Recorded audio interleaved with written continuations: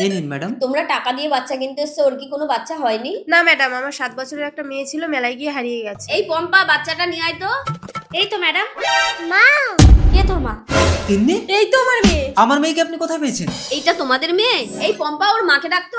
Dipa madam ডাকছেন। হ্যাঁ দিদি। ওদিকে। আপনার আঙ্গুলটা কি সত্যি পচে যাবে আমার এই পবিত্র কোরআনকে একটা লাইক, একটা কমেন্ট আর একটা শেয়ার করলে? কমেন্টে বলেন আমি ব্যাগ দিয়ে আসবো ইনশাল্লাহ। মইনা, দীপা তুমি? মইনা তুমি কি পাগল হয়ে গেছো? আমি তোমার দীপা। ওরা সবাই চক্রান্ত করে আমার মেয়েকে কিডন্যাপ করিয়েছে। তোকে আমার মতো দেখতে বলে তিন্নিকে আর আমাকে কিডন্যাপ করিয়ে আমার স্বামীর সাথে তুই সংসার করছিস। আচ্ছা তুই যদি তিন্নির আসল মা হোস তাহলে আমাদের কাছে তিন্নিকে বিক্রি করছিস কেন? কারণ আমি চাই অন্তত মেয়েটা মইনাকের কাছে ফিরে যাক।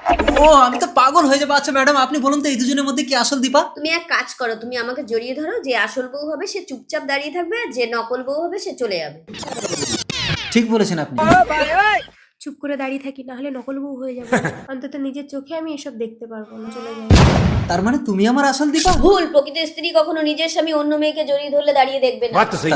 তার মানে আমি বলছি, বাবা, দীপা শিখা আমার যমজ দুই মেয়ে। ওরা ছোটবেলা থেকে একটা জিনিস নিয়ে দুজনে মারামারি করতে বলে ওদেরকে আলাদা আলাদা রেখেছে। ওরা বড় হয়েছে একটা স্বামী নিয়ে দুজন টানাটানি করবে, আমি জানতাম না।